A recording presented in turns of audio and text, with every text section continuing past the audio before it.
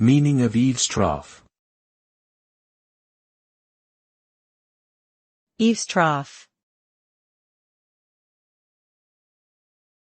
Eavestrough. Eavestrough. Eavestrough. An eavestrough, also known as a gutter, is a narrow channel or trough that is attached to the edge of a roof to collect rainwater and direct it away from the building's foundation.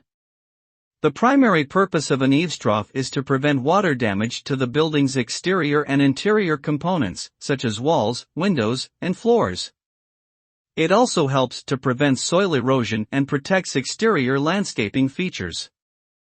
Proper installation and maintenance of an eavestrough system is essential for a building's overall structural integrity and durability.